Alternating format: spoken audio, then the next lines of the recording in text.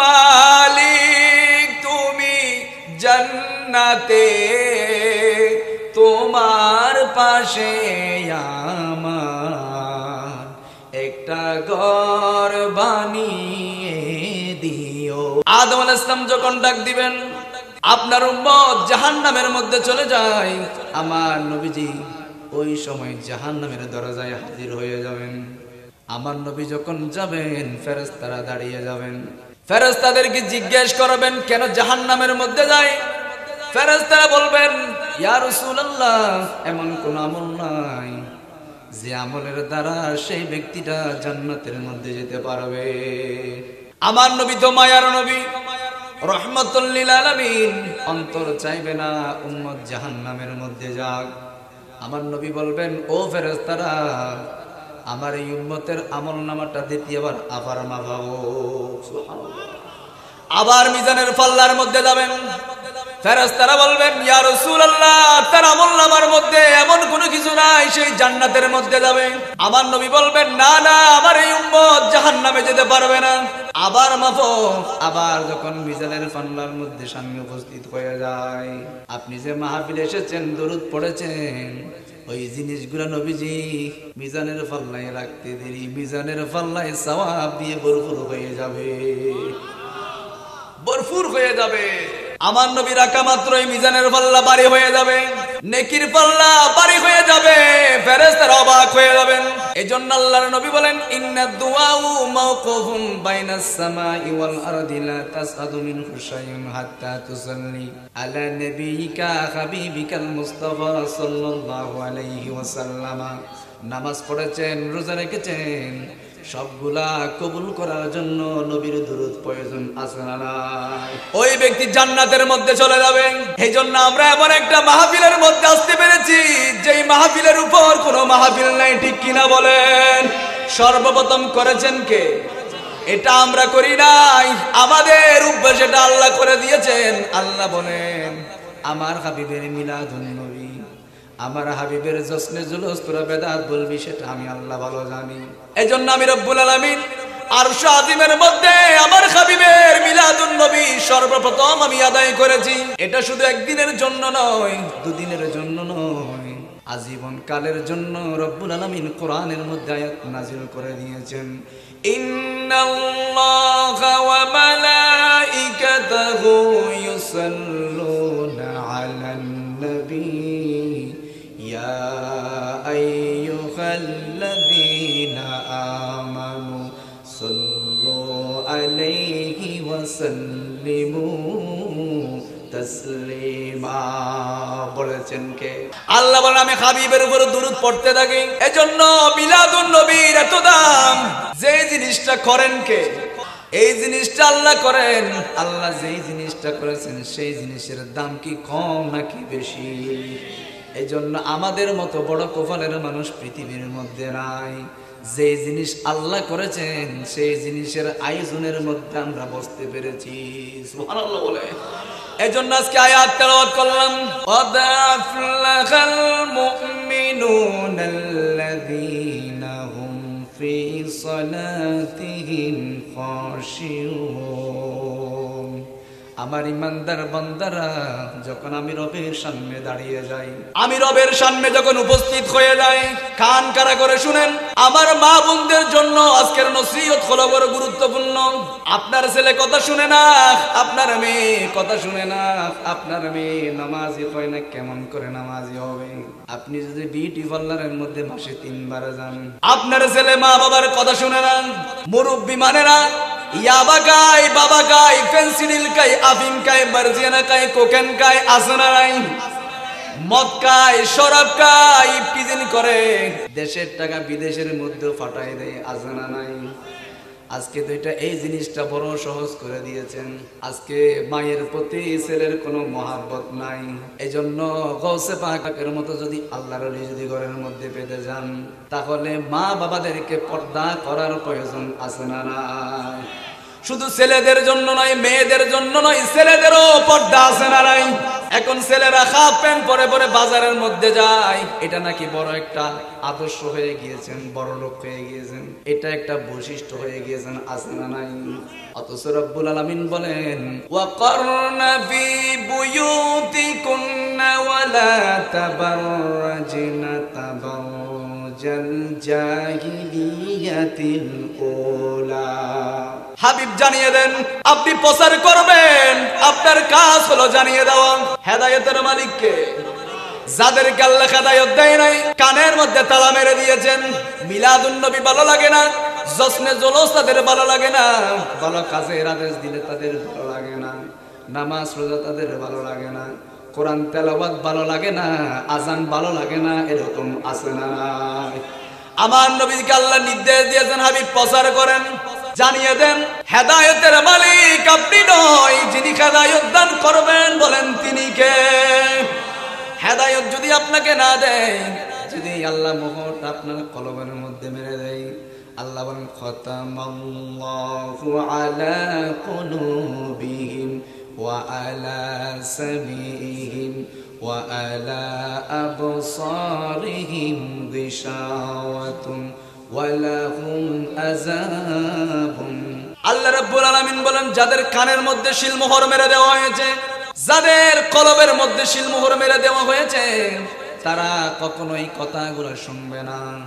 আর ওই সমস্ত ব্যক্তিদের কথাগুলো রব্বুল আলামিন কোরআনের মধ্যে জানিয়ে দিয়েছেন, قد أفلح المؤمنون الذين هم في صلاتهم خاشعون।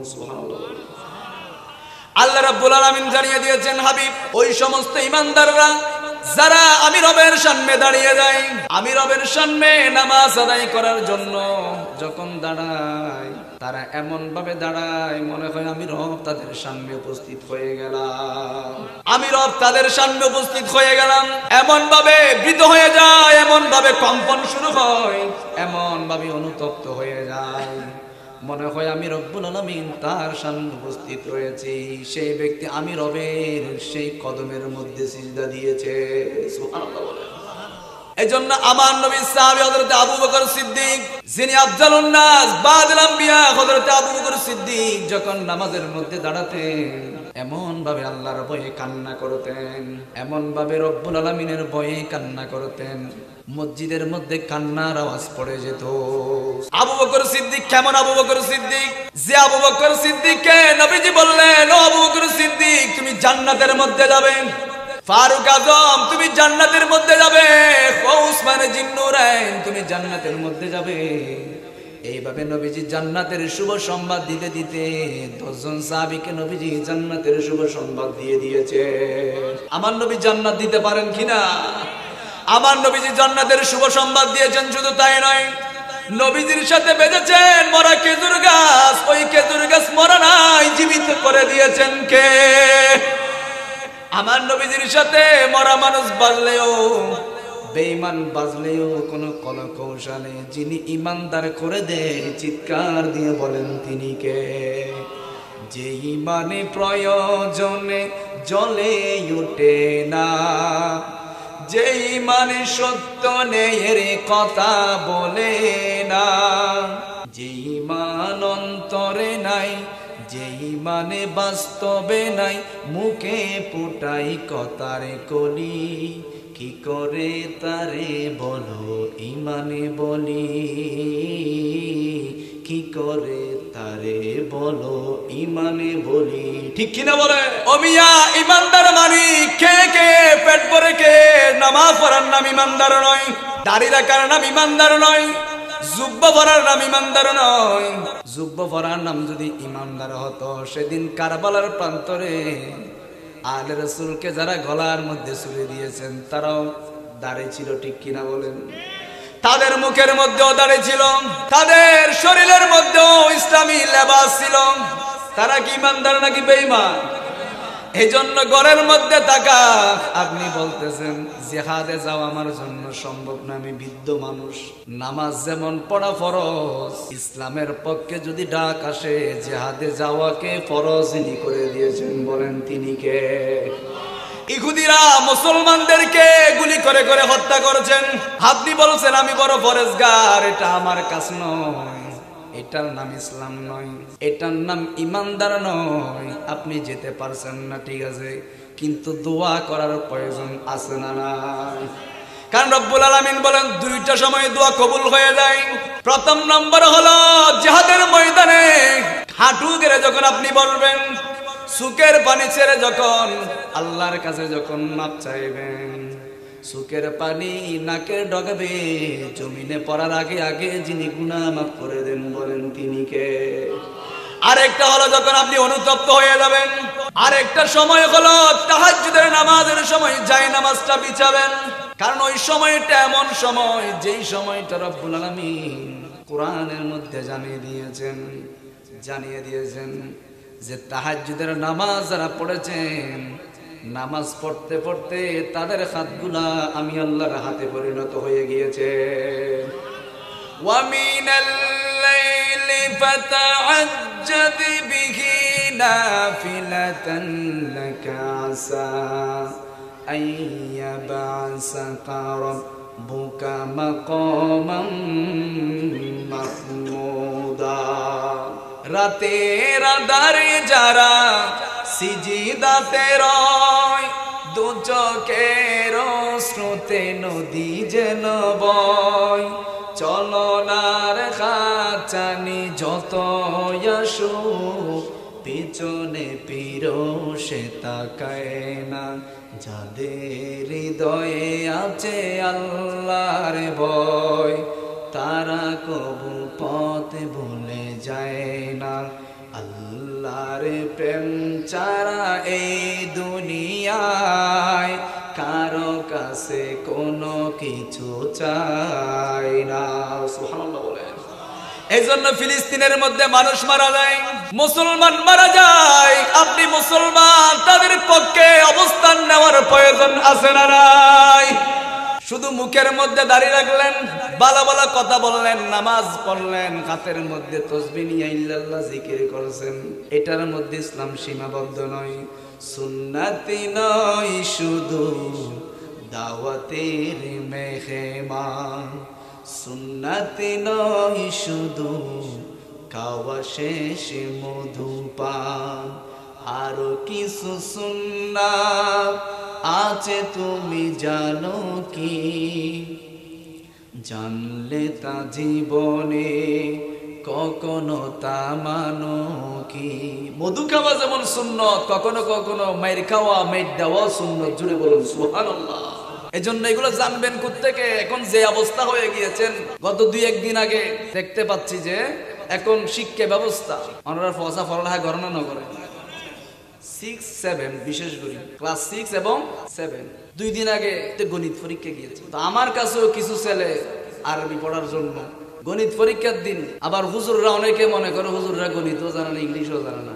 আলহামদুলিল্লাহ, হুজুররা ইংলিশও জানে, গণিতও জানে, বিজ্ঞানও জানে, ঠিক কিনা বলেন? কোরআনও জানে। আমরা কোরআনকে প্রাধান্য দিই কেন? আপনি ছেলের হাতে কোরআনটা তুলে দেন, দেখবেন কোরআন আপনার ছেলেকে পুরো বিশ্বের সাথে পরিচয় করে দেবে। এটা তো করেন নাই, সেজন্য শেষ বয়সে বৃদ্ধাশ্রম আছে না নাই? আছে না নাই? ছেলে আমার মস্ত মানুষ, মস্ত অফিসার। চট্টগ্রামের মধ্যে বৃদ্ধাশ্রমের মধ্যে গেলেন, একজন বাবা থেকে সাক্ষাৎকার নিলেন যে ওনার 3টা গার্মেন্টস আছে, 3টা গার্মেন্টস। আর ছেলেরা বিভিন্ন দেশের মধ্যে মাসের পর মাস, দিনের পর দিন যাচ্ছেন আর আসছেন, তারপরও তার স্থানটা ঘরের মধ্যে নাই, বাবার স্থান ঘরের মধ্যে নাই। কারণ কি? ওই যে আপনি আপনার ছেলে মেয়েদেরকে স্টার জলসা, জি বাংলা, ইংলিশ মিডিয়ামের মধ্যে পড়িয়েছেন। ইংলিশ মিডিয়ামের মধ্যে পড়ান, কোনো আপত্তি নাই, আগে কোরআন শিখানোর প্রয়োজন আছে না নাই? দেখলাম গণিত পরীক্ষার দিন একটা ইট নিয়ে আসলো, এটার কাজ কি? যে এটার কাজ করো দৈর্ঘ্য প্রস্থ নির্ণয় করার জন্য। আচ্ছা ঠিক আছে, ভালো কথা। একটা ইট, গণিত পরীক্ষার দিন, ক্লাস 7 এর ছেলেদের কথা বলছি। শিক্ষা ব্যবস্থার জন্য কবিরা বলেছেন, কোন জাতিকে যদি ধ্বংস করে দিতে হয়, বেশি কিছু করার দরকার নাই, শিক্ষা ব্যবস্থা ধ্বংস করে দিতে পারলেই ওই জাতি কি হয়ে যাবে। এখানে হুজুররা আছে, যেহেতু ওনারা মাদ্রাসার মধ্যে পড়াচ্ছেন, ইট আনলেন একটা, আর কেউ ইটার মতো বক্স বানায় ওই যে পেপার দিয়ে বানায় আনছে, শেষ। এরপর দেখতেছি পতাকা একটা গোল করে লং করে নিয়ে আসছে, যে আর কিছু বই কই? বই থেকে তো কিছু আসবে না, গণিত পরীক্ষা বই থেকে কিছু আসবে না। আচ্ছা ঠিক আছে, তো ক্লাসের কাজ কি? বলছে ওখানে শাপলা ফুল বানাইতে হবে, নৌকা বানাইতে হবে, শেষ এতটুকুর মধ্যে। এবং আরেকটা বইয়ের মধ্যে দেখতেছি ডাইল কিভাবে রান্না করতে হবে, ডাইল কিভাবে রান্না করতে হবে। তা আমাদের ছেলেগুলা কি আমরা স্কুলের মধ্যে দিয়েছি ডাইল রান্না করার জন্য? ভাজি কিভাবে বানাতে হবে আজকে ভিডিও দেখলাম স্কুলের প্র্যাকটিক্যালের মধ্যে দিছে।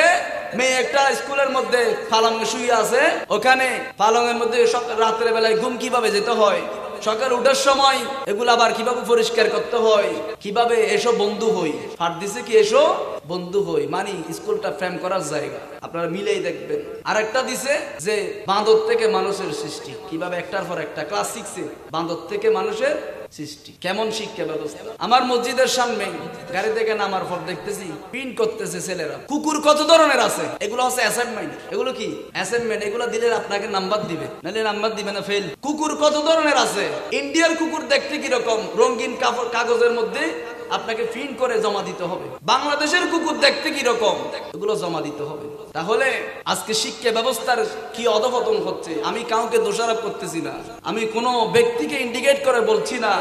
আপনি 1000 বছর থাকেন, আপনি সব কিছু করেন, কিন্তু আমাদের যে মৌলিক অধিকার আছে শিক্ষা, ওখানে ওই শিক্ষাটা, যেই শিক্ষার মাধ্যমে মায়ের প্রতি ছেলের অধিকার কি, ছেলের প্রতি মায়ের অধিকার কি, কিভাবে মুরব্বি দেখলে সম্মান করবে, কিভাবে নিজের জীবনটা গঠন করবে, এই জিনিস না দিয়ে কিভাবে ডাল রান্না করতে হবে, আলু রান্না করতে হবে, ইট নিয়ে যেতে হবে, প্লেন বানাতে হবে, কুকুরের অ্যাসাইনমেন্ট দিতে হবে, এই শিক্ষা আমরা কখনো চাই না। কথা বলেন ঠিক কিনা?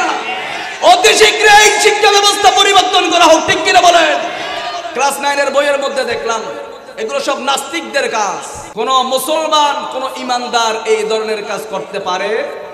ক্লাস 9-এর বইয়ের মধ্যে দেখলাম মানুষ মোহাম্মদ, নাউজুবিল্লাহ বলেন, মানুষ মোহাম্মদ। ওখানে কয়েকটা লাইন আমি দেখলাম, বলতেছে তোমরা যে মোহাম্মদের পূজা করিতে, বইয়ে দিছে যে আপনারা খুলে দেখবেন আজকে, মোহাম্মদের যে পূজা করিতে তোমরা ধরে নাও মোহাম্মদ মরিয়া গিয়েছেন।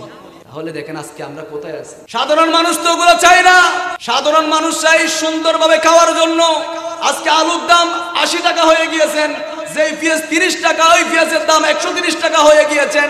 সাধারণ মানুষ তো এত উন্নয়ন চায় না, সাধারণ মানুষ শুধু ডাল ভাত দিয়ে খেতে চায়। কথা বলেন ঠিক কিনা? সাধারণ মানুষের জিনিসগুলা দাম কমায় দেন। শিক্ষা ব্যবস্থার অনতিবিলম্বে 6ষ্ঠ শ্রেণী এবং 7ম শ্রেণী, এখন ওই ক্লাসগুলা ছেলেদের কোনো পড়ালেখা নাই, 10-12 জন একত্রে বসে কিছুক্ষণ গল্প গুজব করে শেষ পরীক্ষা। দেখছেন কিনা আপনারা? এমন একজন মায়ের আমি আপত্তি শুনলাম, বললেন হুজুর আর স্কুলে পড়াবো না, আর স্কুলে পড়াবো না, আমার ছেলেকে একটা গ্যারেজের মধ্যে দিয়ে আসবো, অন্তত পক্ষে কিভাবে গাড়ি কোলা বাঁধা করতে হয় অন্তত পক্ষে সেই জীবন চালাতে পারবে। স্কুলে পড়ে লাভটা কি? যে শিক্ষা ব্যবস্থার মধ্যে আলু রান্না করতে হবে, এসব বন্ধু, এই শিক্ষা ব্যবস্থার প্রয়োজন নাই। বাস্তব ঘটনা বললাম। অনেকে বলবো ওয়াইজের মধ্যে এগুলো বলার দরকার। এখান থেকে নবীজি মদিনা শরীফ, মক্কা শরীফ পুরো পৃথিবী শাসন করেছেন, ঠিক কিনা বলেন? হক কথাগুলো এখান থেকে বলতে হবে। এজন্য আল্লাহ রাব্বুল আলামিন বলেন, قد أفلح المؤمنون الذين هم في صلاتهم خاشعون। আমার ইমানদাররা, বেঈমানদের কথা বলা হয় নাই। যারা টাকা খাওয়ার পর এই দিকের বিচার ওই দিকে করে দেয়, আছে না নাই? আইল টেলে ভাইয়ের সম্পদ ভাই দেয় না। অনেক বাবা নামক কতগুলা মানুষ আছে, নিজের একটা ছেলেকে সম্পদ গুলা লিখে দেয়, আছে না নাই? এই জন্য তাদের কথা রব্বুল আলামিন কোরআনের মধ্যে জানাই নাই। আল্লাহ ওই সমস্ত ব্যক্তিদের কথা বলেছেন যারা আল্লাহকে ভয় পায়, নামাজের মধ্যে দাঁড়ালে নিজেই কম্পন সৃষ্টি হয়ে যায়। তাহলে আমি বলতেছিলাম এগুলো পরিবর্তন করতে হবে। এই ধরনের শিক্ষা ব্যবস্থা বাংলাদেশের মানুষ চায় না। কথা বলেন ঠিক কিনা? অনতিবিলম্বে এই শিক্ষা ব্যবস্থা পরিবর্তন করে আগের কারিকুলামের শিক্ষা ব্যবস্থা চালু করতে হবে। এজন্য আবু বকর সিদ্দিক খোলা মাঠের মধ্যে যখন তাবু ডেকে, যখন তাবুর বাইরে যখন নামাজের মধ্যে দাঁড়াতেন, মরুভূমির মধ্যে যখন দাঁড়াতেন, ফাকিরা মনে করতো মনে হয় খেজুর গাছ, মনে হয় এটা খেজুর গাছ। ফাকিরা মাথার মধ্যে এসে এসে পাখিরা বসে যেতেন, নড়াচড়া নাই। পাখিরা মরুভূমির মধ্যে যখন নামাজের এই দৃশ্যটা দেখতেন, মনে করতেন মরুভূমির মধ্যে খেজুর গাছ দাঁড়িয়ে আছে, এইভাবে দাঁড়িয়ে যেতেন। সুবহানাল্লাহ। এজন্য নামাজের কথা কেন বললেন? হযরতে ফারুক আযম, মাওলা আলী শের খুদা, তাদের জীবনীগুলা যখন আপনি আলোচনা করে দেখবেন, মওলা আলী শেরে খুদা যখন যুদ্ধের ময়দানের মধ্যে গিয়েছেন, কাফেররা তীর মেরেছেন, লক্ষ্য করে যখন তীর মেরেছেন ফায়ের মধ্যে তীর ঢুকেছেন, কেউ বের করতে পারে না, ব্যথার জন্য হাত দেওয়া যায় না। আমার নবীজি বললেন, ও আমার সাহাবীরা, আমার আলীর পা থেকে তীর কেউ খুলতে পারবে না। আমার আলী এমন কষ্টের অনুভূত হয়েছে, পায়ের মধ্যে তীর ঢুকে গিয়েছেন। একটু কল্পনা করে দেখেন, আপনার পায়ের মধ্যে যদি তীর এদিকে ঢুকে ওদিকে বের হয়ে যায়, কেমন অবস্থা আপনার হবে? মওলা আলী শের খুদা ওনার পায়ের মধ্যে যখন তীর ঢুকে গিয়েছেন যুদ্ধের ময়দানে, হকের পক্ষে কথা বলার জন্য, বাতিলের বিরুদ্ধে কথা বলার জন্য যখন যুদ্ধের মধ্যে গিয়েছেন, তীর ঢুকে গিয়েছেন, কষ্টের জন্য অনেক কাতরিয়েছেন। যখন আবার নামাজের সময় হয়েছেন, এমনি তো সময়ের মধ্যে কষ্ট হয়েছেন, আবার যখন নামাজের সময় হয়েছেন, ইমানদাররা কষ্ট সবগুলা ফেলে দিয়ে একজনের কদমে সিজদা করে বলেন তিনি কে? আল্লাহর কদমে সিজদার জন্য নামাজে দাঁড়িয়ে গেলেন। আমার নবীজি বললেন, এমনি তীর খোলা যাবে না। আমার আলী যখন নামাজে দাঁড়িয়ে যাবে, নামাজের মধ্যে যখন উপস্থিত হয়ে যাবে, ও সাহাবীরা, আমার আলী যখন নামাজের মধ্যে দাঁড়াবে তখন তোমরা তীরটা বের করে নিও। আমার নবী জানেন কিনা? সবাই নামাজের মধ্যে দাঁড়িয়ে গেলেন। নামাজে নবীজি ইমাম হয়েছেন, আলীও পিছনে দাঁড়িয়ে গেলেন। আমার নবীজির নির্দেশ মোতাবেক অল্প কিছু সাহাবীরা নামাজ থেকে নামাজের মধ্যে নিয়ত করে নাই, আলীর পিছনে দাঁড়িয়ে গেলেন। নবীজি বললেন, আলী যখন নামাজের মধ্যে দাঁড়াবে তোমরা তখন তীরটা বের করে নিবে। সুবহানাল্লাহ। আমার নবীজি আল্লাহু আকবার বলে নিয়ত করলেন। মওলা আলী শেরে খুদা তাকবীর উলার সহিত নিয়তটা করলেন। এজন্য আমার নবীজি বললেন, আসরের নামাজ এবং ফজরের নামাজ, যে ব্যক্তি আসরের নামাজ ফজরের নামাজ সহকারে আদায় করেছেন, জামাত সহকারে আদায় করেছেন, রব্বুল আলামিন কিয়ামতের ময়দানে বিনা হিসাবে তাকে জান্নাত দান করবে। কারণ ওই দিনটা এমন দিন, সাবাতুন ইউজিল্লুকুমুল্লাহু ফি জিল্লিহি ইয়াওমা লা জিল্লা ইল্লা জিল্লুল ইমামুল আদিলুন ওয়া শাবুন নাশা ফি ইবাদাতি রাব্বিহি ওয়া রাজুলুন কলবুহু মুআল্লাকুন ফিল মাসাজিদ। ওই সাত শ্রেণীর মানুষ ব্যতীত কিয়ামতের ময়দানটা এমন হবে যেদিন মা ছেলেকে ভুলে যাবে, ছেলে মাকে ভুলে যাবে। নয় নয় তাই নয়, নিজের স্ত্রী নিজের স্বামীকে সেদিন ভুলে যাবে। এটার নাম কিয়ামতের ময়দান। আমার নবীজি বললেন, আমার আলী যখন নামাজে দাঁড়িয়ে যাবে, ও আমার সাহাবায়ে কেরাম, আমার আলীর পায়ের মধ্যে যে তীর ঢুকেছেন ওই তীরটা তুমি বের করে নিবে। নবীজি যখন নিয়ত করলেন, আলীও তাকবীর উলার সহিত নিয়তটা করে ফেললেন। নিয়ত করার সাথে সাথে 6 জন সাহাবীকে নবীজি দায়িত্বটা দিয়েছেন। একজন নয়, দুইজন নয়, 6 জন সাহাবী গায়ের যত বল আছে বল দিয়ে তীরটা বের করে নিয়েছেন। মসজিদে নববী শরীফের মধ্যে পিনকি দিয়ে রক্ত বের হয়েছেন। তারা মন করছেন আলী বেহুশ হয়ে জমিনের মধ্যে পড়ে যাবেন। না না, আপনার ধারণা ভুল। যারা আল্লাহর জন্য দিওয়ানা হয়ে যায়, আল্লাহর প্রেমের মধ্যে জীবন কোরবান করে দেয়, তাদের দুনিয়াও ভয় নাই, আখিরাতের মধ্যেও ভয় নাই। যিনি বলেছেন বলেন তিনি কে? নামাজের মধ্যে যখন দাঁড়িয়ে গেছেন, আমাদের নামাজ কেমন নামাজ? নামাজে দাঁড়ালাম, দোকানের হিসাব করি, ব্যবসার হিসাব করি, মশায় কামড় দিয়েছেন হিসাব করি, আছে না নাই? অথচ মওলা আলী শেরে খুদা যখন নামাজের মধ্যে দাঁড়ালেন, 6 জন সাহাবায়ে কেরাম তীরগুলার গায়ের যত বড় রয়েছেন তীর বের করলেন। খবর হলো না, খবর হয় না, খবর হয় নাই। তীর বের করলেন, নামাজ শেষ হলো। আমার নবীজির দরবারে সবাই গোল হয়ে গেলেন। কারণ আমার নবী এমন নবী, যেই নবীর নুরানি চেহারা দেখলে জাহান্নামের আগুন হারাম হয়ে যায়। আমার নবী এমন নবী, যেই নবীর নুরানি চেহারা দেখলে ক্ষুধার্ত মানুষের ক্ষুধাগুলো যিনি দূরীভূত করে দেন, বলেন তিনি কে? সবাই গোল হয়ে গেলেন, সবাই একত্রিত হয়ে গেলেন। আমার নবীকে বললেন, নবীজি নামাজের মধ্যে এমন ভাবে তীরটা টেনে টেনে নবীজি বের করলাম, কোনোভাবে কষ্ট পেল না, এটা কেমন করে হয়? আমার নবীজি বললেন, قد أفلح المؤمنون الذين هم ফি সালাতিহিম খাশিউন। আমার ইমানদাররা বেঈমানের মতো চিন্তা করে না। ইমানদাররা বলে নামাজের মধ্যে যখন দাঁড়ায় এটাই চিন্তা করে, এটাই মনে হয় আমার শেষ সিজদা, এটাই মনে হয় আমার শেষ রুকু। এই জন্য উনি মনে করে, মনে হয় এই দিনের পর আমি নামাজ আর পাবো না। এই জন্য এমন ভাবে সিজদার মধ্যে নত হয়ে যায়, যার কারণে ইমানদারদেরকে গুলি মারলেও গুলির কষ্ট তারা অনুভূত হয় না। সুবহানাল্লাহ বলে। এই জন্য আপনারা দেখেছেন ফিলিস্তিনের মধ্যে নামাজরত অবস্থায় মসজিদ আকসার মধ্যে বেঈমানরা, কাফেররা, মুশরিকরা গুলি করেছেন নামাজি মুসল্লিদেরকে। নামাজ ছেড়ে যায় নাই, নামাজের মধ্যে দাঁড়িয়ে আছেন। সামনের কাতারের মধ্যে গুলি করেছেন, পিছনের কাতার ফালাই যায় নাই। পিছনের কাতারের মধ্যে গুলি করেছেন, সামনের কাতারের মানুষগুলা দেখে নাই, ফালাই যায় নাই। এই জন্য রব্বুল আলামিন বলেছেন, যারা নামাজের প্রতি দাবিত হয়ে যায়, ইসলামের প্রতি দাবিত হয়ে যায়, তাদেরকে গুলি মারলেও তারা কষ্ট অনুভূত হয় না। কষ্ট যিনি দূরীভূত করে দেন বলেন তিনি কে?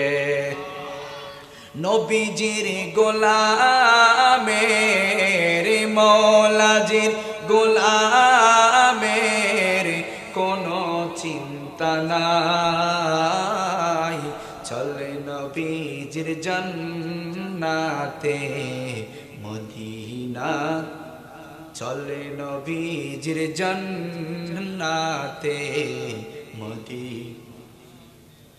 যখনই শোয়াবে আমায় অন্ধকারে কবরে, দয়া করে তাকে বেনে নবী আমারি কবরে, পাইলে তোমারে নবী, পাইলে তোমারে নবী, আমার চিন্তা নাই, চলে নবীজির জান্নাতে মদিনা। নবীজির গোলামের, নবীজির কোনো চিন্তা নাই, চলে নবীজির জান্নাতে। আর একটু মোহাব্বত নিয়ে, চলে নবীজির জান্নাতে। ও গো নবী মায়ার নবী, তুমি কামলিওয়ালা, তোমারি ইশারায় জগতে হয় জালা, তোমারি বিরহে দু চোখ, তোমারি বিরহে দু চোখ অসুর জড়াই, চলে নবীজির জান্নাতে, চলে নবীজির জান্নাতে। এই জন্য রব্বুল আলামিন বলেন নামাজের মধ্যে যারা চলে যাবে, এই জন্য আল্লাহ রব্বুল আলামিন বলেন, ফাযকুরুনি আযকুরুকুম ওয়াশকুরুলি ওয়ালা তাকফুরুন, ইয়া আইয়ুহাল্লাযীনা আমানু ইসতাঈনু বিস-সাবরি ওয়াস-সালাত, ইন্নাল্লাহা মা'আস-সাবিরিন। যারা ধৈর্য ধারণ করবে, আল্লাহর উপর ধৈর্য ধারণ করবে, সবর করবে। সবর করার প্রয়োজন আছে না নাই? সবর যারা করবে, ধৈর্য ধারণ যারা করবে, তাদের সাথে দুনিয়ার যদি কেউ না থাকে, যিনি থাকেন চিৎকার দিয়ে বলেন তিনি কে? আল্লাহ রাব্বুল আলামিন আপনার সাথে থাকবেন। বিপদের সময় ধৈর্য ধারণ করবেন, সুখের সময় ধৈর্য ধারণ করবেন, অসুখের সময় ধৈর্য ধারণ করবেন। যারা বিপদের সময়, আপদের সময় ধৈর্য ধারণ করে, তাদের সাথে একজন রয়েছেন, চিৎকার দিয়ে বলেন তিনি কে? ধৈর্যটা আল্লাহ দুই ধরনের করার জন্য বলেছেন। এক নম্বর হলো নামাজের ওয়াক্ত হয়েছেন, নামাজের জন্য মনটা উতাল পাতাল হয়ে গিয়েছেন, ফজর পরে বের হয়েছেন, ফজর শেষ জোহরের সময়ের জন্য মনটা উতাল পাতাল হয়েছেন জোহরের নামাজের জন্য। এই নামাজের পর আপনি যখন ধৈর্য ধারণ করবেন, বিল্ডিং এর জন্য আফসোস নাই, টাকার জন্য আফসোস নাই, ধনের জন্য আফসোস নাই, কারণ যিনি মহারাজা চিৎকার দিয়ে বলেন তিনি কে? আল্লাহ বলেন বান্দা তোরা সবাই ফকির, তোরা সবাই ফকির, দুনিয়ার মধ্যে কেউ রাজা বাদশা নাই, সামান্য রাজা। যিনি মহারাজা, রাজারও রাজা, বলেন তিনি কে? আরো জোরে বলেন তিনি কে? আফসোস করার কোনো কারণ নাই, মন ছোট করার কোনো কারণ নাই। বড় ব্যাংকার হতে পারলাম না, ইঞ্জিনিয়ার হতে পারলাম না, আফসোস করার কোনো প্রয়োজন নাই। নবীজি বলেন কবরস্থানের মধ্যে যাও, অসংখ্য ব্যাংকার, অসংখ্য রাষ্ট্রপতি কবরস্থানে আছে না নাই? আছে না নাই? এজন্য নামাজের মাধ্যমে, ধৈর্যের মাধ্যমে যারা জীবনটা অতিবাহিত করবে, জীবনটা পরিচালনা করবে, আল্লাহ রাব্বুল আলামিন বলেন তাদের সাথে কেউ না থাকুক, যিনি থাকেন চিৎকার দিয়ে বলেন তিনি কে? ওই আল্লাহ বলেন আমি রাজার মহারাজা, আমার ক্ষমতার বাইরে কারো ক্ষমতা নাই, আমার উপরও কেউ নাই, আমার আগেও কেউ নাই, আমার পরেও কেউ নাই, বলেন তিনি কে? হুয়াল আউয়ালু ওয়াল আখিরু ওয়াজ যাহিরু ওয়াল বাতিন। আগেও আল্লাহ, পরেও আল্লাহ, সামনেও আল্লাহ, পিছনেও আল্লাহ, আছে না নাই? আল্লাহ বলেন আমি আখির, হুয়াল আউয়াল আমি প্রথম, হুয়াল আখির আমি শেষ, হুয়াজ যাহির আমি প্রকাশ্য, হুয়াল বাতিন আমি গোপন। গোপনে গুনাহ করেছেন যিনি দেখেছেন, বলেন তিনি কে? আল্লাহ দেখেছেন কিনা? এজন্য নামাজের মাধ্যমে, ধৈর্যের মাধ্যমে যারা এই পরীক্ষার মধ্যে যেন উত্তীর্ণ হয়ে যায়, রব্বুল আলামিন বলেন তাদের জন্য সর্বশেষ ফয়সালা হলো জান্নাত। সুবহানাল্লাহ। মালিক তুমি জান্নাতে, তোমার পাশে আমার একটা ঘর বানিয়ে দিও। সুবহানাল্লাহ বলেন না?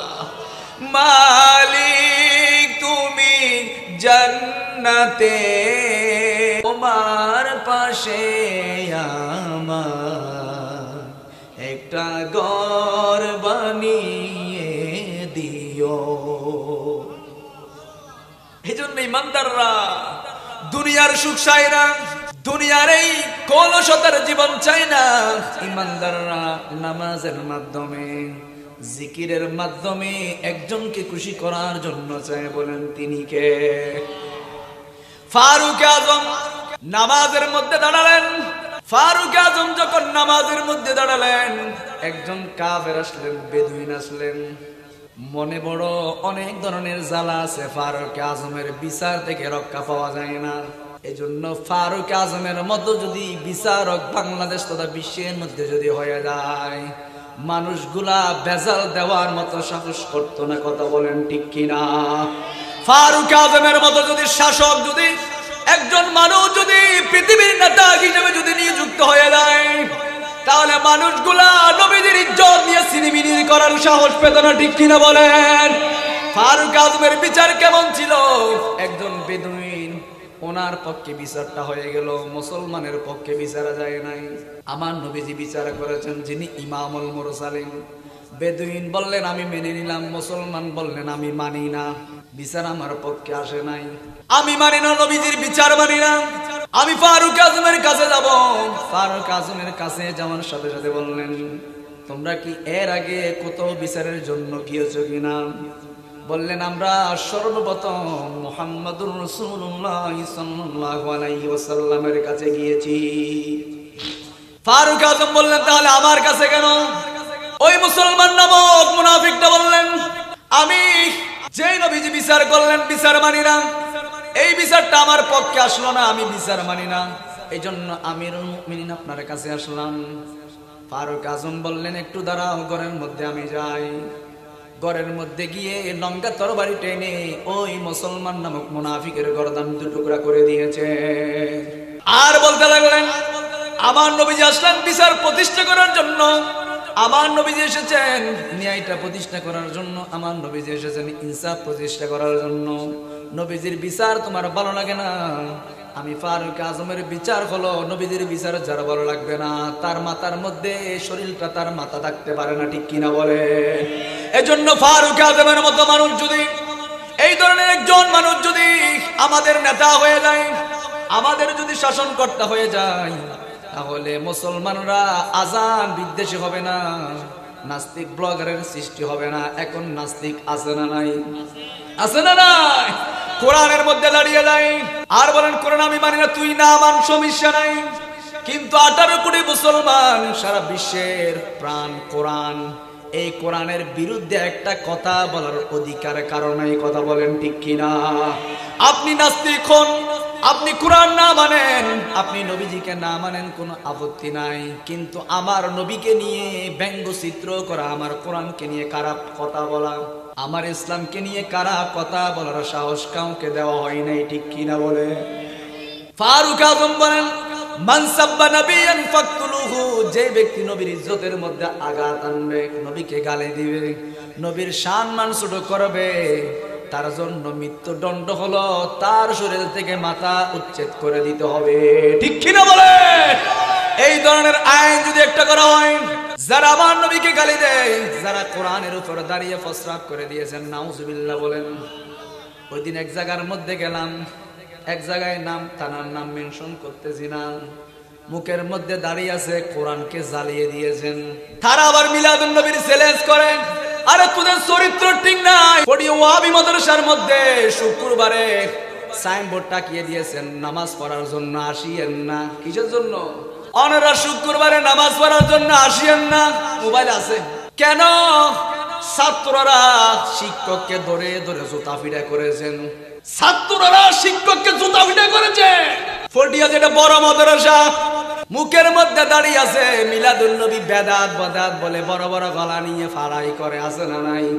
এরা শুক্রবার দরজার মধ্যে গেটের মধ্যে লিখে দিয়েছে নামাজটা অন্য মসজিদে আদায় করে নেন। কারণ জানতে চাইল, বললেন এখানে শিক্ষককে ধরে ধরে জুতা ফিটা করেছেন, কারণ কোরআনের মধ্যে আল্লাহ জানিয়ে দিয়েছেন ইন্নাল্লাযীনা ইউযুনাল্লাহা ওয়া রাসূলাহু লানাহুমুল্লাহ। দুনিয়াও লানো, শরম তারপরও নাই। মিলাদুন নবীকে বেদাত বলে, আছে না নাই? দাঁড়িয়ে সালাম দিলে পেটের মধ্যে চুলকানি উঠে যায়। এত বড় ইমানদার, শুক্রবার গেটের মধ্যে লিখে দিলেন নামাজটা অন্য জায়গায় আদায় করেন। এবার কোরআনের দিকে আপনি তাকিয়ে দেখেন, কোরআনের আয়াত আল্লাহ বলেন সবচাইতে জাহান্নামী জালেম ওই দলটা। আল্লাহ কোন দল? কোরআনের মধ্যে বলেন যে ব্যক্তি নামাজে যাওয়ার জন্য বাধা দান করে, সাইনবোর্ড দিয়েছেন, এরা জাহান্নামী দল। কে বলে দিয়েছেন? আর একটু হন্য কে? এরা আবার চ্যালেঞ্জ করে, বাপের বেটা নাই পৃথিবীর মধ্যে মিলাদুন নবী জায়েজ প্রমাণ করবে। মনে হয় এই বাপের বেটা, আছে না নাই? মনে হয় এই বাপের বেটা, আর কেউ বাপের বেটা নয়, এমনি এমনি জন্মগ্রহণ করেছেন, মনে হয় একজনই বাপের বেটা। আরে তোরা যদি বাপের বেটা হস, এতগুলা বলৎকার কেন করলি? তোরা তো বলৎকারের জন্ম, কথা বলেন ঠিক কিনা? তোদের জন্ম বলৎকারের জন্ম। এই যে আপনাদের থানার মধ্যে, এই জন্য তাদের সাথে আমাদের কোনো সম্পর্ক নাই। আল্লাহ বলেন ইমানদারদের সাথে ইমানদারদের কানেকশন হয়ে যায়। বেঈমান যদি ভাইও হয়ে থাকে, বেঈমানের সাথে আমাদের কোনো সম্পর্ক নাই, ঠিক কিনা বলেন? অনেকেই খারাপ লাগবে, অনেকের খারাপ লাগবে। মিলাদুন নবীর মধ্যে এগুলা বলার প্রয়োজন কি? বলা যে আছে না নাই? কারণ তারাই বলে আমরা হক দল, আমরাই বড় সত্যের পক্ষের মধ্যে আছি, সব ঠিক আছে। ফারুক আজমকে আমার নবীজি বললেন, ও ফারুক তুমি নামাজ পড়েছো ঠিক আছে, কিন্তু তোমার চাইতে বড় ফরেজগার এক দল বের হবে। তাদের কোরআন তেলাওয়াত অনেক সুন্দর হবে, নামাজ পড়তে পড়তে কোরআন কপাল কালো হয়ে যাবে, কিন্তু মানুষকে দেখানোর জন্য করে, ইমানটা গলার নিচ থেকে নিচের মধ্যে যায় না। আছে না নাই? এই দল এখনো আছে না নাই? এই জন্য কোরআন থেকে দলিল দিলাম। আল্লাহ বলেন ওই দল জাহান্নামী, ওই দল ধ্বংস, ওই দল নিকৃষ্ট দল, যেই দল আমার আজান শোনার সাথে সাথে নামাজে যাওয়ার জন্য বিঘ্ন ঘটায়। কিছুদিন পরে হলেও আল্লাহর কথাটা বাস্তবায়ন হয়েছেন, ঠিক কিনা বলে? কারণ কোরআনের কথা কোনো ভুল নাই, সন্দেহ নাই, কারণ দিয়েছেন কে? জালিকাল কিতাবু লা রাইবা ফীহি হুদাল লিল মুত্তাকিন। এটা তো মুত্তাকিদের জন্য, তোদের জন্য নয়। যারা বেদাত বলে, শিরিক বলে, তোদের জন্য নয়। কোরআনটা মুত্তাকিরা যখন পড়তে জানে না, সুমা দিলেও সওয়াব আছে না নাই, এদের জন্য নয়। এজন্য লজ্জা থাকার প্রয়োজন। মিলাদুন নবীর ব্যাপারে চ্যালেঞ্জ পরে করবে, আগে ঘর ঠিক কর, ঠিক কিনা? আগে ঘর ঠিক কর, সমাজের বিচার পরে করবি। অনেক সমাজ, অনেক বুদ্ধিজীবী আছে, অনেক বিচারক আছে, নিজের মেয়েটা ফরকিয়া করে, নিজের ঘরের পরিবারের মধ্যে ঠিক নাই, রাতের 12টা বাজে গিয়েছে, বউ বলে বাড়ি খা, আছে না নাই? কিন্তু সে আবার আরেকজনের বিচার করে, আরেকজনের বিচারের মধ্যে টাকা জমা নাই। এদের ব্যাপারে আল্লাহ বলেন কদ আফলাহাল মুমিনুনাল্লাযীনা হুম ফি সালাতিহিম খাশিউন। সালাতে কায়েম করো, সালাতে কায়েম করো, হবে সম্মানী তুমি, হবে জান্নাতি তুমি।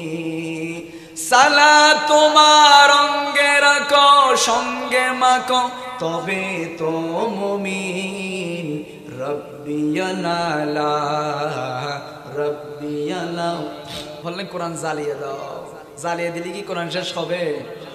যদি আগুন লেগে ধ্বংস হয়ে যায়, যদি আগুন লেগে যাই পড়ে যায় পৃথিবীর সব বইয়ের দোকান, বিশ্ব থেকে হারাবে না পবিত্র কোরআনে, বলো বিশ্ব থেকে হারাবে না। কি করে করবে ধ্বংস আগুনের তেজ, আছে বিশ্ব ভরা অগণিত কোরআনে হাফেজ, ঠিক কিনা বলে? কাফেররাও চেয়েছেন কোরআনকে জ্বালিয়ে দেওয়ার জন্য। কাফেরের চাইতে নিকৃষ্ট জাতি বুকের মধ্যে দাঁড়িয়ে আছে, কোরআনকে জ্বালিয়ে দিয়েছেন। জায়গার নাম বলছি না, কয়েকদিন আগে প্রোগ্রাম করলাম। এজন্য কোরআনকে জ্বালিয়ে দেওয়া শেষ করা যাবে না। আমাদের ছোট ছোট বাচ্চাদের কলবের মধ্যে কোরআন আছে না? ছাপিয়ে আছে মানি গ্রন্থ, ছাপিয়ে আছে মানি গ্রন্থ, বাঁচাবে ইসলামের মান, বিশ্ব থেকে হারাবে না পবিত্র কোরআনে, বলুন বিশ্ব থেকে হারাবে না। যদি আগুনে লেগে যায় পড়ে যায়, আগুনে লেগে যায় পড়ে যায় পৃথিবীর সব বইয়ের দোকান, বিশ্ব থেকে হারাবে না। আর একটু মহব্বত নিয়ে, বিশ্ব থেকে হারাবে না কোরআন, বলুন বিশ্ব থেকে হারাবে না। তাহলে কোরআনকে জ্বালিয়ে দিয়ে শেষ করা যাবে না, কারণ কোরআনের দায়িত্ব দুনিয়ার কাউকে দেওয়া হয় নাই। যিনি দায়িত্ব নিয়েছেন বলেন তিনি কে? ওই রব্বুল আলামিন বলেন, কোরআনের সাথে যাদের সম্পর্ক হয়ে যায়, জীবনটা যাদের সুন্দর হয়ে যায়, নামাজ মুখে হয়ে যায়, ধৈর্য ধারণ মুখে হয়ে যায়, তাদের সাথে দুনিয়ার কেউ নাই, একজন রয়েছেন, বলেন তিনি কে? তাহলে ফারুক আজম নামাজের মধ্যে দাঁড়ালে, আমাদের মতো ব্যবসার হিসাব করে নাই, মশাই কামড় দিলেও মারতে আমরা ব্যস্ত হয়ে যাই, উনি নামাজের মধ্যে দাঁড়ালে। আবুল উলু, উনি ফারুক আজমের বিচারটা পছন্দ হয় নাই, ওনার বিরুদ্ধে গিয়েছেন, বিচার পছন্দ হয় নাই, বললেন এই ওমরকে এমনি শেষ করা যাবে না, ওমরের সামনে দাঁড়ানোর সাহস নাই। ওমর যখন নামাজে দাঁড়াবে তখন কিছু দেখে না, তখন দুনিয়া ভুলে যায়, ওই সময় তাকে কাজটা করতে হবে। জোরে বলুন নাউজুবিল্লাহ। নামাজের মধ্যে যখন দাঁড়ালেন, আল্লাহু আকবার বলে যখন তাকবীর করলেন, অসংখ্য সাহাবায়ে কেরাম পিছনে দাঁড়িয়ে গিয়েছেন। উনি খলিফাতুল মুসলিমিন, যিনি সমস্ত অর্ধ পৃথিবীর শাসক ছিলেন, অর্ধ পৃথিবীর শাসক ছিলেন। ওনার জীবনী যখন আপনি আলোচনা করবেন, দেখবেন ফারুক আজমের গায়ে দেওয়ার মতো কোনো জামা ছিল না, যে একটা জামা ছিল ওই জামার মধ্যে বরাবর 70টা তালি দেওয়া হয়েছে। যিনি খলিফাতুল মুসলিমিন, যার কথার বিরুদ্ধে কোনো বেঈমান বলতে পারে না, কোন নামদারি মুসলমান বলতে পারে না, যার কথার উপর ভিত্তি করে রব্বুল আলামিন অনেকগুলা কোরআনের আয়াত নাজিল করে দিয়েছে। ওই ফারুক আজমের সামনে কথা বলার মতো সাহস নাই। ওই ফারুক আজম যখন নামাজের মধ্যে দাঁড়িয়ে গেলেন, আবু লুলু খঞ্জর নিয়ে আসলেন। খঞ্জর মানে এমন ছুরি যেই ছুরির সামনেও মারা যায় পিছনেও মারা যায়, এমন একটা ছুরি নিয়ে আসলেন। নামাজের মধ্যে ফারুক আজম দাঁড়ালেন। ওই যে নামাজে দাঁড়ানো অবস্থায় আবু লুলু নামাজের সামনে চলে গেলেন। সামনে যাওয়ার পর সাইয়েদনা ফারুক আজমকে ছুরি দিয়ে ডানে এবং বামে স্টেপ করতে লাগলেন, মারতে লাগলেন। ফারুক আজম ব্লিডিং হওয়ার কারণে নামাজ থেকে ডলে পড়লেন। আরেকজন সাহাবী গিয়ে নামাজটা সম্পূর্ণ করলেন। আবু লুলু যাওয়ার সময় ডানে এবং বামে সাহাবীদেরকে স্টেপ করতে লাগলেন, ছুরি দিয়ে মারতে লাগলেন। এই জায়গার মধ্যে 5 থেকে 6 জন সাহাবী এই জায়গার মধ্যে ইন্তেকাল করলেন। 10 থেকে 12 জন সাহাবী আহত হলেন, ছুরি খেয়েছেন।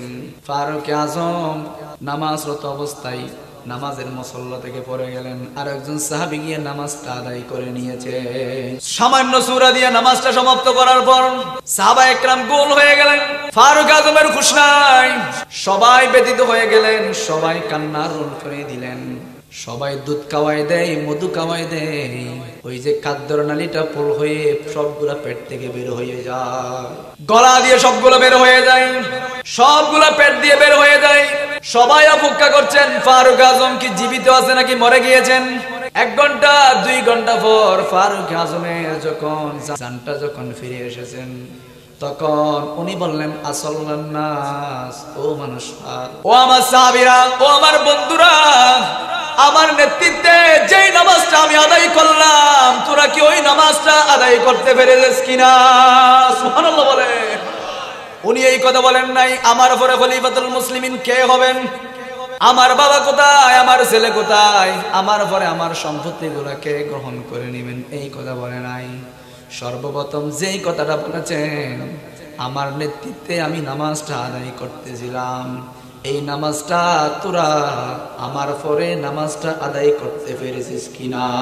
আমার নবীজিও বিদায় হজের ভাষণে আমার নবীজি বললেন, ও আমার সাহাবায়ে ইকরাম, তোমাদের মধ্যে অসংখ্য মহিলাদের স্থান আমি জাহান্নামের মধ্যে দেখতে পেয়েছি।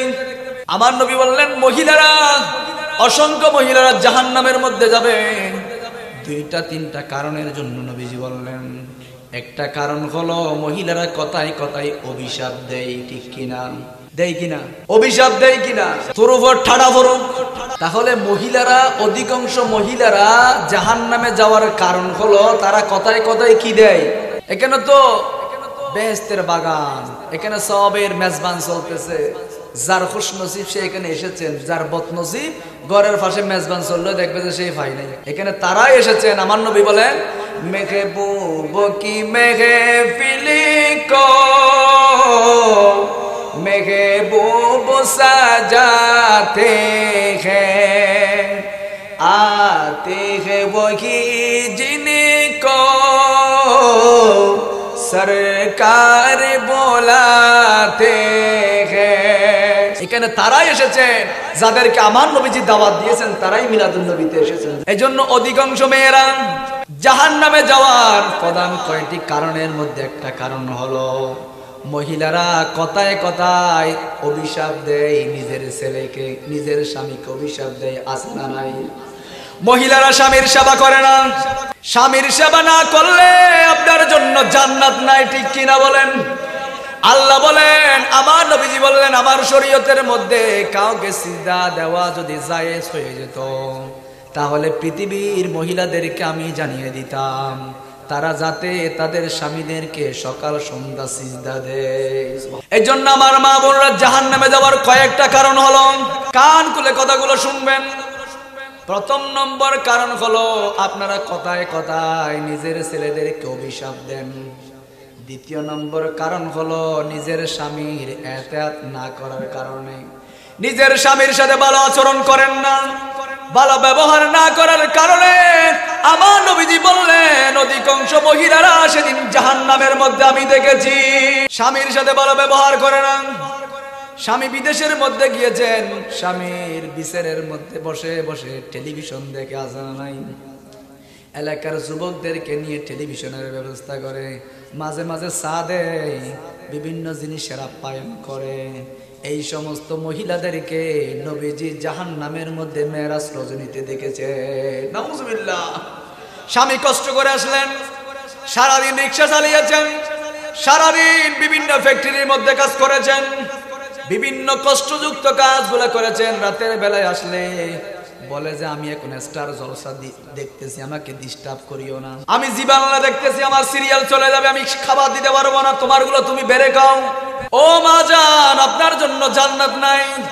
আমার নবীজি দেখে এসেছেন অধিকাংশ মহিলারা জাহান্নামে যাওয়ার কারণ হলো, প্রথম নম্বর কারণ হলো মহিলারা নিজের ছেলেদেরকে অভিশাপ দেয়।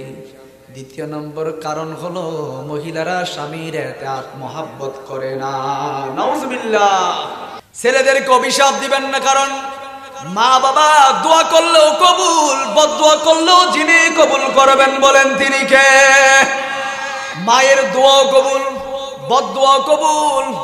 দোয়া করলে যেমন আল্লাহ কবুল করে নেয়, আপনি বদদোয়া করেছেন, মুহূর্তের ভিতর বদদোয়া গুলো যিনি কবুল করবেন বলেন তিনি কে? কাবা শরীফের ইমাম অনেক কালো একজন মানুষ, চেহারার মধ্যে সুন্দর নাই। ওনাকে প্রশ্ন করা হলো, হুজুর আপনি কাবা শরীফের ইমাম কেমনে হলেন? বললেন এটা আমার মায়ের বদদোয়া। বললেন এটা আমার মায়ের বদদোয়া। অবাক হয়ে গেলেন, কেমন বদদোয়া? যে বদদোয়ার কারণে আপনি কাবা শরীফের ইমাম?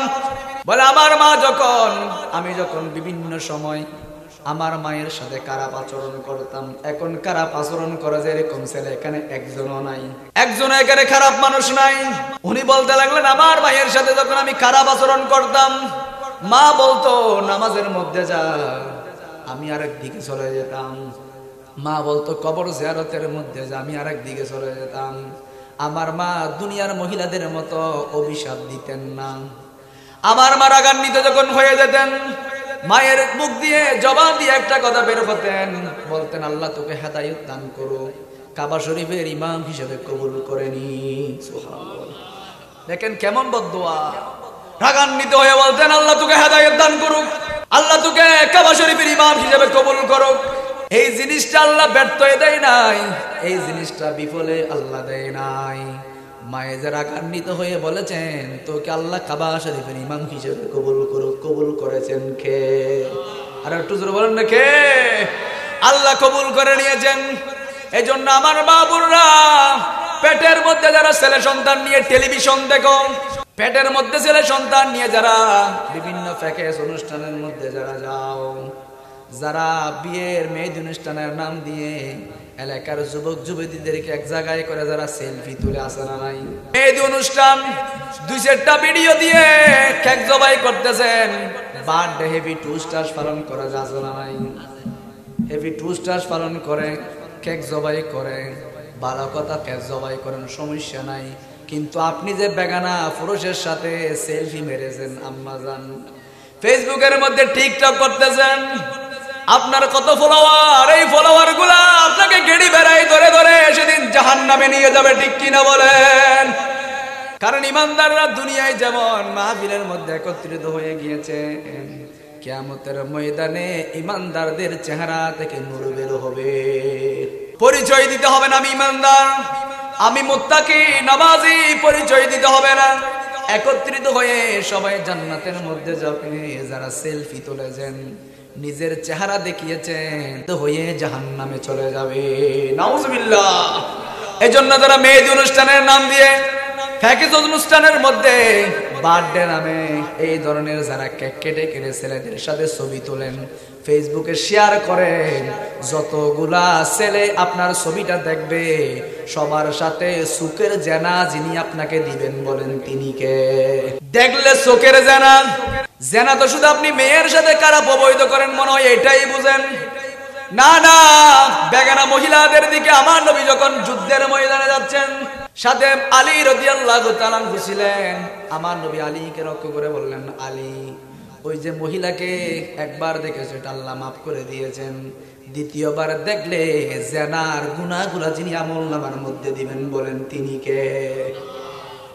আবার অনেকে হবো আব্বাস যাতে চাইলো একবারে চাইলো না এলে আসে না নাই, এলে বোধ না কার আসে না নাই, অত জোরে তো হয়ে আব্বাস সহন যাবো তাহলে একবার একবার চাই দেখ করি না। না এই ধরনের নয়, ভুলক্রমে মিসগাইড হয়ে গিয়েছেন, ভুলক্রমে একবার চোখ গিয়েছেন, সাথে সাথে চোখ ফিরাই নেন, মাফ করে দিবেন কে?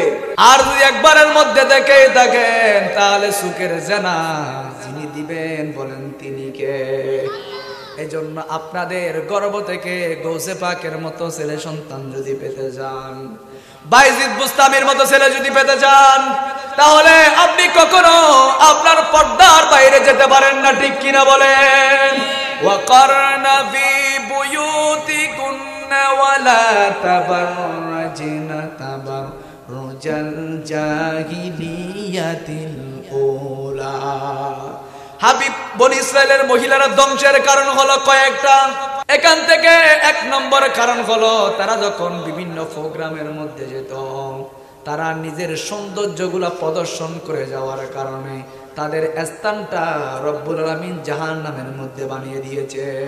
আর যদি আপনি পর্দা করে বের হন, শরীরের মধ্যে শালীন পোশাক পরে যখন বের হবেন, দেখবেন আপনার গর্ভ দিয়ে বাইজিদ বুস্তামের মতো সন্তান বের হবে, ঠিক কিনা বলে? আর যদি বেপরদায় বের হন, দেখবেন নাস্তিক আসান্দুরের মতো বের হবে, তসলিমা নাসরিনের মতো বেশ্যনারী বের হবে, ওই যে আলুর দাম যারা বাড়িয়ে দিচ্ছে এই ধরনের কুলাঙ্গার বের হবে, কথা বলেন ঠিক কিনা? কারণ ওই সমস্ত ছেলেরাই এই সমস্ত জিনিসের দাম বাড়িয়ে দিচ্ছে। দেখবেন যাদের জন্মের সময় কানের মধ্যে আজান দেওয়া হয়, এই সমস্ত ব্যক্তিরা আলুর দাম বাড়িয়ে দিচ্ছেন। স্ট্রোক রেখে রেখে দেখতেছি কিছুদিন আগে আলু ফেলাই দিচ্ছেন। তাদের মাগুলো ওই ধরনের বেহাইয়াপনার মধ্যে গিয়েছেন, যার কারণে এই ধরনের কুলাঙ্গার নাস্তিক ব্লগার কোরআন বিদ্বেষী নাস্তিক বের হয়েছেন, কথা বলেন ঠিক কিনা? ফারুক আজম বললেন, হুজ যখন ফিরে আসলেন তখন বললেন, আসল্লান নাস, ও মানুষগুলা, আমার নেতৃত্বে যে নামাজটা তোমরা আদায় করেছ ওই নামাজটাকে শেষ করতে পেরেছো কিনা?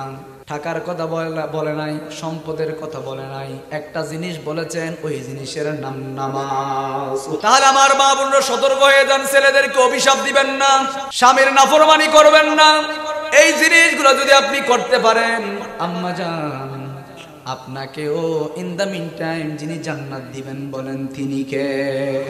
লক্ষ কোটি তারার মাঝে যেমন একটি চাঁদ, সৃষ্টি কুলের মাঝে আমার নবী মুহাম্মদ, আমার নবী। লক্ষ কোটি তারার মাঝে যেমন একটি চাঁদ, সৃষ্টি কুলের মাঝে আমার নবী মুহাম্মদ, আমার নবী। 18,000 মখলুকাতের স্রষ্টা সারা, অন্য কিছুর চেয়ে আমার নবীজি সেরা। বলুন 18,000 মখলুকাতের স্রষ্টা সারা, অন্য কিছুর চেয়ে আমার নবীজি সেরা। তিনি খোদার পেয়ারা সিরাজুম মুনিরা, যার মাধ্যমে প্রকাশে হলো তামামে মখলুকাতে। বলুন লক্ষ কোটি তারার মাঝে যেমন একটি চাঁদ, সৃষ্টি কুলের মাঝে আমার নবী মুহাম্মদ, আমার নবী মুহাম্মদ, যার মাধ্যমে প্রকাশে হলো তামামে মখলুকাতে। বলুন লক্ষ কোটি সৃষ্টি কুলের মাঝে আমার নবী। তাহলে আল্লাহ পাক রব্বুল আলামিন বলেন, যারা এইভাবে আমার নবীজির কথাগুলো শুনবেন তাদের গর্ভ দিয়ে গজওয়াকের মতো সন্তান বের হবে, ঠিক কিনা বলে? তাদের গর্ভ দিয়ে ঈমানদার মুত্তাকি বের হবে, যেই সন্তানগুলা কবরের ঘরে দাঁড়াতে দেরি, মা বাবার কবরের আযাব মাফ হতে দেরি হবে না। এই জন্য গৌসে পাক ওনার আম্মাজান কেমন ছিলেন, যাকে চন্দ্র দেখে নাই, সূর্য দেখে নাই, দুনিয়ার মানুষ দেখে নাই, যার কারণে ওনার আম্মাজান যখন কোরআনে পাকের তেলাওয়াত করতেন, গৌসে পাক শুনে শুনে 18 পারার কোরআন শরীফ মুখস্থ করে ফেলেছেন। এই জন্য আপনি যখন টেলিভিশন দেখবেন, আজকের বিজ্ঞান প্রমাণ করেছেন, ছেলে যখন 6 মাস 4 মাস আপনার পেটের মধ্যে যখন জন্মগ্রহণ করেছেন, এখনো বডি পরিপূর্ণ হয় নাই, আল্লাহ পাক রব্বুল আলামিন 4 মাস হওয়ার সাথে সাথে শোনার মতো শ্রবণ শক্তি সৃষ্টি করে দেয়। আপনি যা কিছু শুনবেন আপনার ছেলেও শুনবে। যদি টেলিভিশন দেখেন আপনার ছেলেও ওগুলো শুনবে, বড় হয়ে সেই টেলিভিশন দেখবে, মেয়েটা টেলিভিশন দেখবে। আমার গৌসে পাকের আম্মাজান বলেন, আমার আব্দুল কাদের জিলানী এমনি আব্দুল কাদের জিলানী হয় নাই। আমি যখন কোরআনে পাকের তেলাওয়াত, ফজরের নামাজের পর যখন যাই নামাজটা বিছিয়ে যখন কোরআনে পাকের তেলাওয়াত করতাম, আমার ছেলেটা শুনে শুনে 18 বার কোরআন মুখস্থ করে নিয়েছেন। সুবহানাল্লাহ। ওলি দিগর রাজা মুখারজ লাও মুদের সালাম কানি আব্দুল কাদের নি কৃপা করে রাখো মোদের লাজ ওগো কুতুবে রাব্বানি আব্দুল কাদের। মুসিবতে পড়ে আমরা ডাকি তোমায় দস্তগীর, মুখুরতে উদ্ধার করো ও গো মুদের বড় পীর, ও গো মুদের বড় পীর। নাই তুলনা বিষে তোমার পীরানা পিলাসানি আব্দুল কাদের নি ওলি দিগর রাজা মুখারজ লাও মুদের সালাম কানি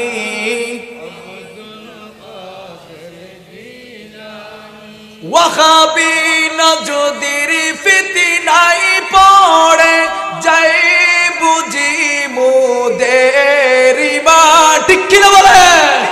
এরা বলে আমরা হকের মধ্যে আছি, দেখা যায় তারা আমার নবীদের সম্মান সহ্য করতে পারে না। আছে না নাই? ওয়াহাবি নজদির ফিতনায় পড়ে যাই বুঝি মুদের ইমান, কাফির বেদিন অত্যাচারে বড়ই মোরা পেরেশান, বড়ই পেরেশান।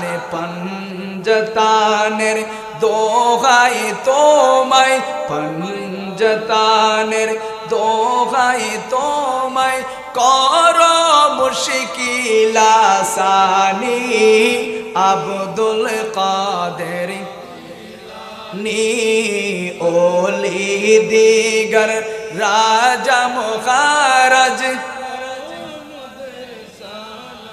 কানি আব্দুল কাদের জি আনি কৃপা করে রাখো মোদের লাজ ওগো কুতুবে রাব্বানি আব্দুল কাদের নি ওলি দিগর লাও মুদের সালাম কানি আব্দুল কাদের। তাহলে গৌসে পাকের সম্মান গাওয়ার প্রয়োজন আছে না নাই? গৌসে পাক থেকে আমাদের জীবনে শিক্ষা আছে না নাই? আমার গৌসে পাক শিক্ষা দিয়েছেন। আমার মা এই ধরনের পর্দানসীন হওয়ার কারণে রব্বুল আলামিন আমার মাকে এত সম্মান বাড়িয়ে দিয়েছেন। আমার মায়ের গর্ভ দিয়ে আমি গৌসে পাকের মতো আল্লাহর ওলি পাঠিয়ে দিয়েছেন। এ বরফের আব্দুল কাদের জিলানী, এ বরফের আব্দুল কাদের জিলানী, যিনি সব চাইতে ওলিদের মকানের মধ্যে উর্ধ্বে, সেইটা হলো আমার গৌসে পাক আব্দুল কাদের জিলানী। সুবহানাল্লাহ। আল্লাহ পাক রব্বুল আলামিন বলেন, আমার ইমানদাররা নামাজ এবং ধৈর্যের মাধ্যমে আমি আল্লাহর কাছে পরীক্ষা দেই, আমি তাদেরকে ফলস্বরূপ তাদেরকে দুনিয়াও সম্মানিত করি, আখিরাতের মধ্যে তাদেরকে জান্নাত দান করি। সুবহানাল্লাহ। এজন্য আমার নবীজি বললেন যারা নামাজ পড়বে, আপনি শুক্রবার জুমার নামাজ আদায় করেছেন, জুমার নামাজ আদায় করার পর প্রতিনিয়ত নামাজ পড়তেছেন, এর মধ্যে যদি ছোট ছোট গুনাহ হয়ে যায়, আরেক জুমা আদায় করার সাথে সাথে ছোট ছোট গুনাহগুলো আল্লাহ মাফ করে দিবেন। আবার যখন এক রমজানের পর, রমজানের রোজা রাখার পর আবার যখন রমজান আসবে, এই রমজানের মধ্যবর্তী সময়গুলো যখন আপনি নামাজের মাধ্যমে পুরো বছর যখন নামাজের মাধ্যমে আদায় করবেন, আমার নবীজি বললেন এক রমজান থেকে অপর রমজান পর্যন্ত যত ধরনের গুনাহ, ছোট ছোট গুনাহ আপনার হয়েছেন, সব গুনাহগুলা যিনি মাফ করে দিবেন, চিৎকার দিয়ে বলেন তিনি কে? আপনার গুনাহগুলা মাফ করে দিবেন। আমার নবী বললেন একটা কারণ রয়েছেন, ওই কারণ হলো কোন মানুষ যদি কবিরা গুনাহ করে থাকেন, সবচেয়ে বড় গুনাহ কবিরা গুনাহ যদি কোনো মানুষ যদি করে থাকে, তাহলে ওই গুনাহ রব্বুল আলামিন তাকে ক্ষমা করবেন না। এমনি সব গুনাহগুলো মাফ হয়ে যাবে, ওগুলার জন্য এক্সট্রা আবার আল্লাহর কাছে আকুতি মিনতি ফরিয়াদ করতে হবে, কারণ যিনি মাফ করে দিবেন বলেন তিনি কে? চোখের পানি আমি প্রথম নম্বর বললাম, জিহাদের ময়দানে হাঁটু গেড়ে বসলেন, ও আল্লাহ আপনার সেই দিনকে প্রতিষ্ঠা করার জন্য, ইসলামের জন্য জিহাদের মধ্যে গেলাম, আল্লাহ এই সময় দোয়া করছি। আমার নবী বলেন চোখের পানি নাকের ডগা বেয়ে জমিনে পড়ার আগে আগে আল্লাহ জীবনের গুনাহ মাফ করে দিবে। আরেকটা সময় হলো আপনি যখন রাতের বেলায় সবাই ঘুমিয়ে গিয়েছেন, ওই সময়ের মধ্যে যখন তাহাজ্জুদের নামাজের সময়, তাহাজ্জুদের নামাজটা শেষ করার পরে যখন আল্লাহর কাছে ফরিয়াদ করবেন, অনুতপ্ত হবেন, আমার নবী বলেন আপনার চোখের পানি চোখ থেকে বের হয়ে জমিনে পড়ার আগে আগে আল্লাহ জীবনের গুনাহগুলো মাফ করে দিবে। এজন্য আমার নবী বলেন ওয়াস্তাইনু বিস-সাবরি ওয়াস-সালাতি ইন্নাল্লাহা মা'আস-সাবিরিন। যারা ধৈর্য ধারণ করবে, যারা নামাজের মাধ্যমে যারা ধৈর্য ধারণ করবে, আমার নবী বলেন তাদের সাথে একজন রয়েছেন, বলেন তিনি কে? এজন্য আয়াত তেলাওয়াত করলাম, ক্বাদ আফলাহাল মুমিনুনাল্লাযীনা হুম ফি সালাতিহিম খাশিউন। নামাজটা এমন ভাবে পড়তে হবে, বেঈমানের নামাজ ইমানদারের নামাজের মধ্যে পার্থক্য আছে না নাই? বেঈমানরা নামাজ পড়ে দেখানোর জন্য, বেঈমানরা নামাজ পড়ে মুত্তাকি বলার জন্য, তারা যা চেয়েছেন দুনিয়ার মধ্যে পেয়ে গিয়েছেন, আখিরাতের মধ্যে যখন আল্লাহর সামনে যখন উপস্থিত হয়ে বলবেন মালিক নামাজ পড়লাম জান্নাত দেন, আল্লাহ বলবেন তুই তো আমাকে খুশি করার জন্য নামাজ পড়স নাই, দুনিয়ার মধ্যে মুত্তাকি বলার জন্য নামাজ পড়লি, তুই তো এটা দুনিয়ার মধ্যে পেয়ে গিয়েছিস, আমার দেওয়ার মতো কোনো কিছু নাই। এজন্য ইমানদার বান্দারা যখন নামাজের মধ্যে দাঁড়ায়, তাদের নামাজটা এমন নামাজ হয়ে যায়, as-salatu মিরাজুল মুমিনিন, সুবহানাল্লাহ। তাদের নামাজটা এমন ভাবে হয়ে যায়, তীর মারা হয়, বল্লম মারা হয়, ছুরি মারা হয়, খবর নাই। কারণ তারা একজনের জন্য নিজের জীবন, নিজের সম্পদ, নিজের সব কিছু একজনের জন্য কোরবান করেছেন, বলেন তিনি কে? এই জন্য আয়াতের মধ্যে আল্লাহ বলেন ক্বাদ আফলাহাল মুমিনুনাল্লাযীনা হুম ফি সালাতিহিম খাশিউন। এজন্য যারা নামাজের সাথে সম্পৃক্ত থাকবে, ইমানটা মজবুত রেখে যারা নামাজের সাথে সম্পৃক্ত রাখবে, আল্লাহ পাক রব্বুল আলামিন তাকে এই নামাজ আস্তে আস্তে আস্তে আস্তে সমস্ত অন্যায় কাজ থেকে দূরে রেখে এক সময় দেখা যাবে সেই সমস্ত অন্যায় কাজ ছেড়ে দিয়ে সেই ইমানদারদের তালিকাভুক্ত হয়ে গেছেন, সুবহানাল্লাহ। এজন্য আল্লাহ পাক রব্বুল আলামিন আমাদেরকে পাঁচ ওয়াক্ত নামাজ জামাত সহকারে আদায় করার তৌফিক দান করুন। পড়ার প্রয়োজন আছে না নাই? আজকের মাহফিল তখনই সার্থক হবে যদি এখান থেকে আমরা কিছু শিখে নিজের জীবনে বাস্তবায়ন করতে পারি, তাহলে মাহফিল যারা আয়োজন করেছেন তারাও সার্থক, আমরা যারা এসেছি আমরাও সার্থক হব। কথা বলেন ঠিক কিনা?